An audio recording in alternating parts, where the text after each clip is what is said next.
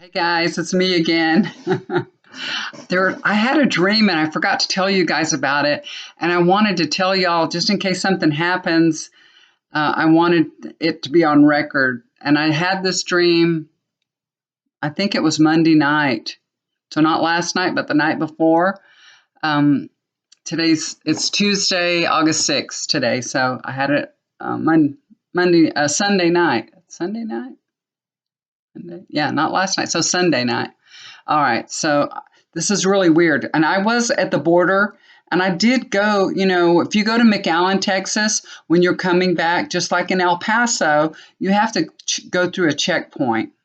So if you're returning from those areas, you go through a checkpoint. And we always go through the checkpoint. We've never been stopped or questioned or anything. They must know what they're looking for. My husband's Iranian, and he does have, y'all have seen him and heard him. He has an accent, but he's an American citizen. We've been married over 40 years. Anyway, they've never stopped us or anything. They ask us if we're citizens. We say yes. By the time we get to the border crossing, we're about an hour into our trip, so I'm starting to get sleepy.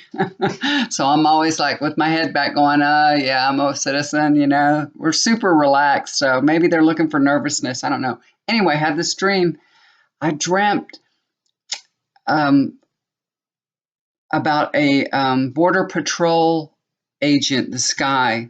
He was really mean. He was really mean and scary, just vicious. He was Hispanic. So he was speaking Spanish. And I felt like I was watching him from my car. So in my dream, I'm in my car and I'm watching this take place. It looks like almost like a corner. This two Hispanic males are walking towards the Border Patrol agent. And I don't know how this Border Patrol agent does it. I don't know what he has. I don't know what he has. I don't know if it's a gun or a taser or what. Somehow he easily flips one of the guys. He flips over. He hurts him. I don't know how he does it. It happens so fast in the dream. All I know is this guy's on the ground. I don't know how he did it. I don't know. I don't know if it was a taser or a gun or what. All I know is he's on the ground. And the other guy is like freaking out. He's looking at him like he's freaking out. And then he flips the other guy down on the ground too. So both of these guys are down on the ground, but the one that got hurt first is really, really hurt. He's hurt really bad, and the other guy it feels like to me they weren't really doing anything. I don't know. Maybe they were. I don't know. It feels like to me it's uncalled for and unjust that they were hurt by the Border Patrol. And I know Border Patrol are there to protect us and they do a lot of good deeds for us and everything. I'm not bashing them. This is just a dream that I had. There's always some rogue person out there, even, in any walk of life. There's a rogue person. So that's what I think this is. He's a rogue Border Patrol agent that's, mean. He's really mean. So the other guy, he crawls over to the one that's hurt really bad, and I can see that he's hurt real bad. He can barely breathe. He's like breathing like it's just kind of puffing out of his mouth like that. It's so weird the way he looks, like he can barely breathe. He's taking his final breaths, and the other person's very concerned about him. He got laid out, but he didn't get hurt. So he's just trying to comfort that person, the other man that got hurt. I don't know if this is something we're going to hear about, that somebody did something horrible to two men. I don't know what it is. And that's all it was a weird dream, y'all. And I wanted to tell it to you.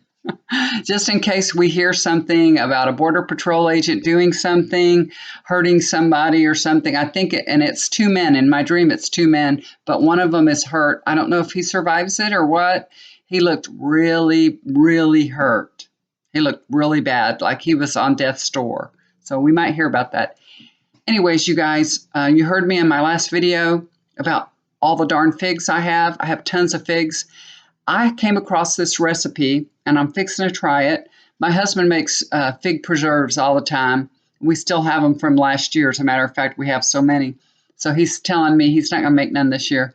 I came across this recipe by Bayou Woman for fig preserves, and you put a flavor of Jello into it. You use 6 cups of whole figs and chop them and smash them up and then cook them. And you can add strawberry Jello or raspberry Jello or orange Jello, whatever you want, add to it, and it brings on that flavor. And I've read a bunch of reviews and everything, and everybody said it's really, really good. And you don't have to use pectin or anything; it gels. So, and they were just saying it's great. It's easy, easy, easy, and I'm going to try it. So I'll let y'all know how it works out. It's Bayou Woman Jello fig preserves. That's what I just came across it, and I'm going to the store right now to get some Jello and some extra sugar. It does need extra sugar in it too. I think it's, of course, like 6 cups of sugar. Sugar. It's preserves.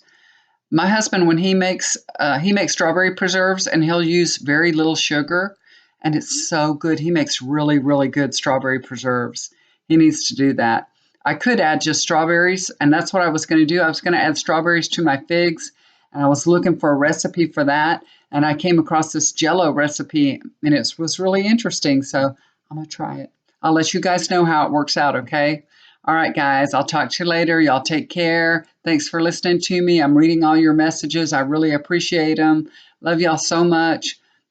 Just keep praying for all our friends that have endured all the shootings. People in California, also keep them in your prayers. I know I had never spoken about them, but of course, they're in our hearts and prayers too. And the latest shooting also, that I haven't read on that one at all, but I will. I'll read on it. That's in Ohio, right? So keep all of them in our prayers. El Paso, Ohio, California, everybody. Let that be the end of it, please. That's 3 in a row. That's enough. All right, guys, love you so much. Do something kind for somebody. It'll always come back to you. I'm off to the grocery store. I'll let you know how it goes. Bye for now.